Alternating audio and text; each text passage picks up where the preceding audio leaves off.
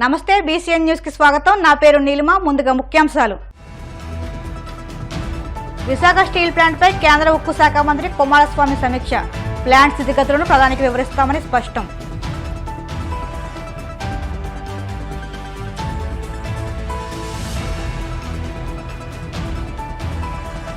మంత్రి నారా లోకేష్ ప్రజా దర్బార్కు విశేష స్పందన. ఉండవల్లిలోని ఆయన నివాసానికి అర్జీలతో తరలివస్తున్న జనం.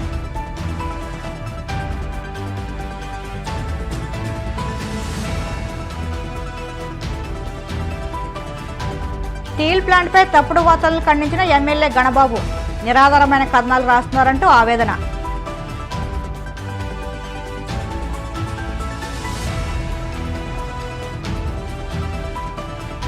నల్గొండ జిల్లా చింతలగూడెంలో సంచలన ఘటన.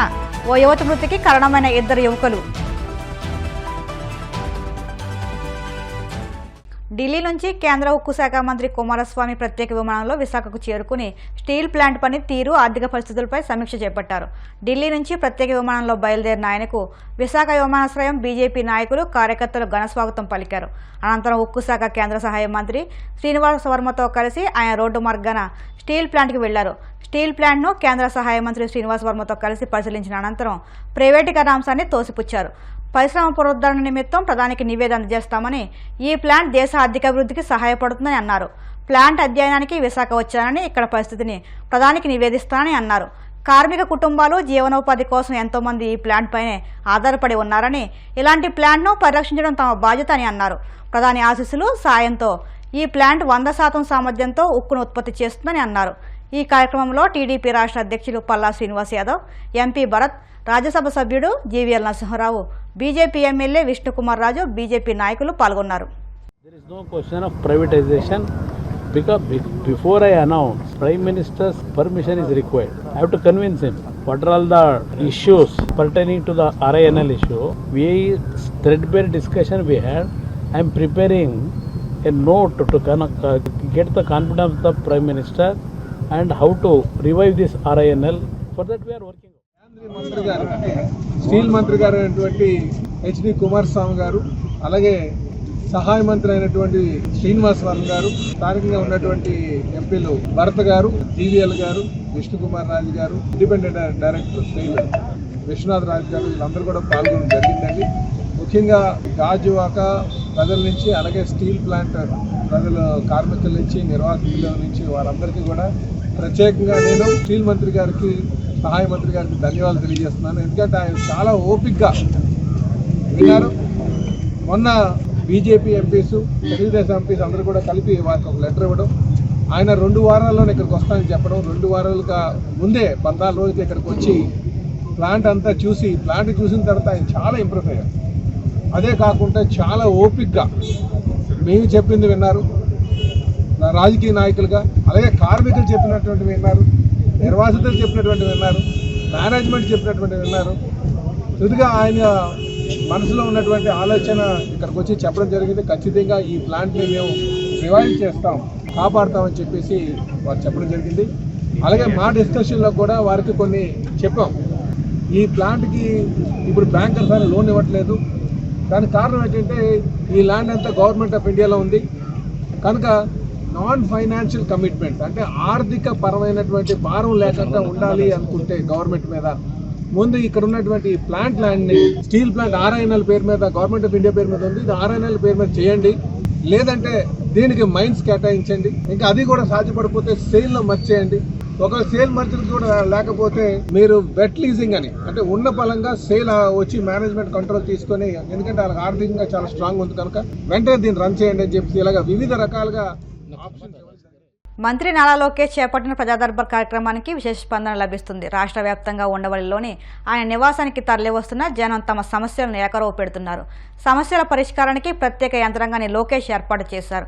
విద్య, ఐటీ, ఎలక్ట్రానిక్స్ శాఖల మంత్రి నారా లోకేష్ ప్రజల కోసమని ప్రత్యేకంగా తనదైన శైలిలో మొదలుపెట్టిన ప్రజా దర్బార్కు ఇప్పుడు రాష్ట్ర వ్యాప్తంగా వినతులు వెల్లువెత్తుతున్నాయి. కేవలం వినతి పత్రాలు తీసుకోవడమే కాకుండా సంబంధిత అర్జీలను ఆయా శాఖలకు పంపి వాటిని పరిష్కరించేందుకు ప్రత్యేకమైన యంత్రాంగాన్ని సమాయత్తం చేశారు. ఉండవల్లిలోని తన నివాసంలో కొనసాగిన ప్రజా దర్బార్కు మంగళగిరితో పాటు రాష్ట్ర వ్యాప్తంగా ప్రజలు తమ సమస్యలను చెప్పుకునేందుకు భారీగా తరలివస్తున్నారు. ఆయా సమస్యలను విన్న మంత్రి లోకేష్ వాటి పరిష్కారానికి కృషి చేస్తారని హామీ ఇచ్చారు.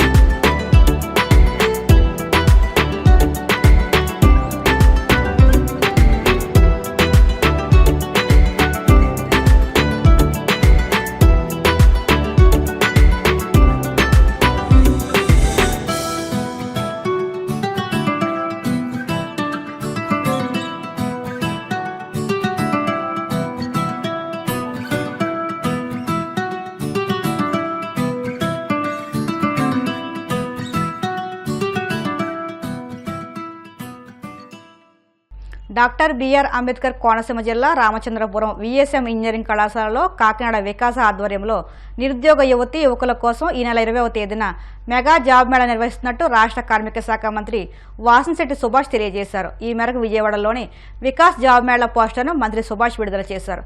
నియోజకవర్గంలో ఉన్న 35 సంవత్సరాలలోపు వయసున్న నిరుద్యోగులంతా ఈ అవకాశాన్ని సద్వినియోగం చేసుకోవాలని మంత్రి సుభాష్ కోరారు.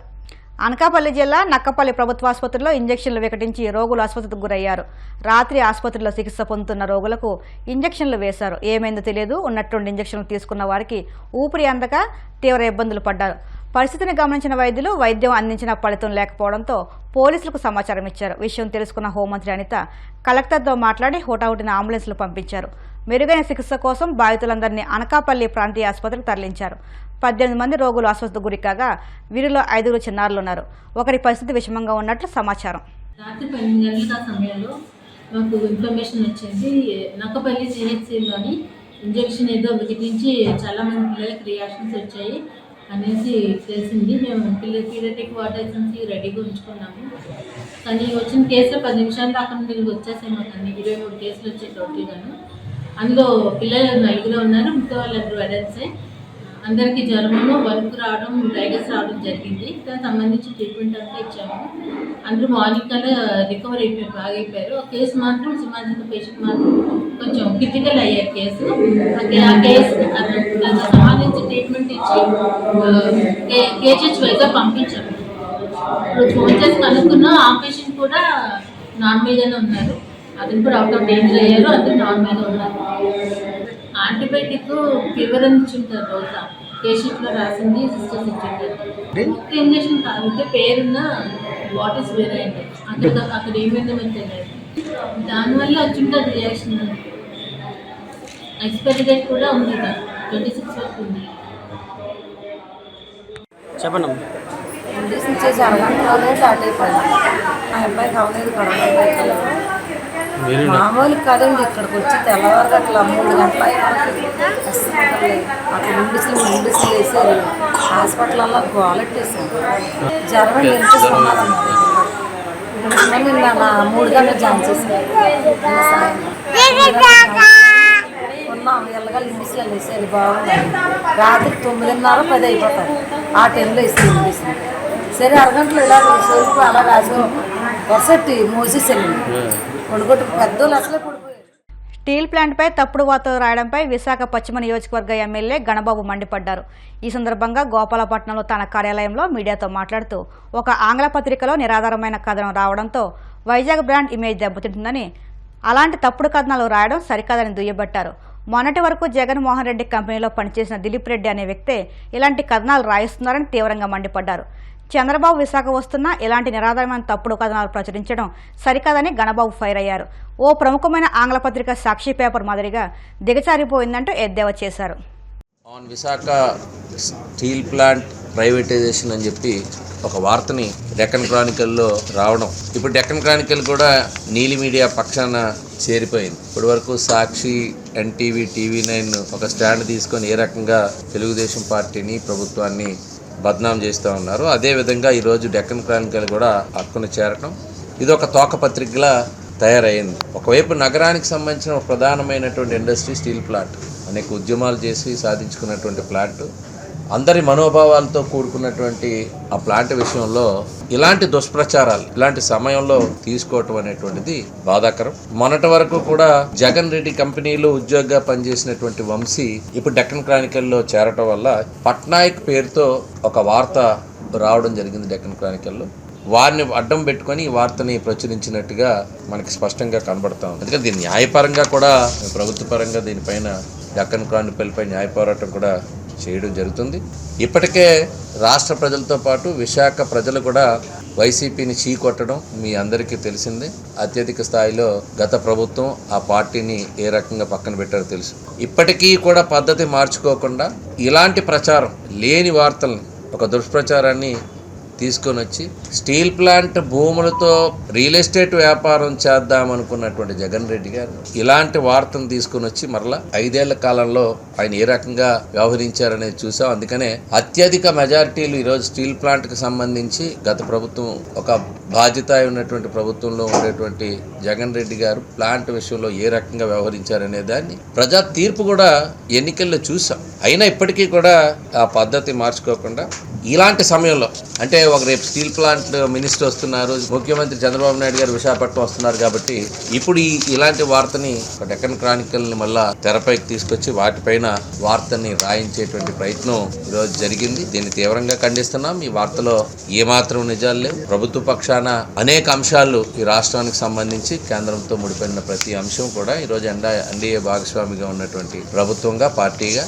స్టీల్ ప్లాంట్ విషయంలో కూడా చాలా స్పష్టమైనటువంటి వైఖరితో ఉన్నాం. అది కూడా మా పార్లమెంట్ సభ్యులు కానీ ముఖ్యంగా మా ముఖ్యమంత్రి గారు కానీ ఇక్కడ ఉండేటువంటి మేము శాసనసభ్యులం కానీ నేరుగా రేపు స్టీల్ మినిస్టర్ కూడా ఇక్కడికి రివ్యూకి వస్తున్నారు కాబట్టి త్వరలో దానిపైన అటువంటి ఒక స్పష్టమైనటువంటి సంకేతాలు ఉంటాయి. కానీ ఈలోగా ఈ రకంగా ప్రజల్లో ఒక వాళ్ళ మనోభావాలు దెబ్బతీసే విధంగా ఒక ఇమేజ్, ముఖ్యంగా ఆ బ్రాండ్ ఇమేజ్ని దెబ్బతీసే విధంగా ఈ వార్తలు రావడం బాధాకరం అని చెప్పి ఇప్పుడు కాసేపు ప్రకటనలు.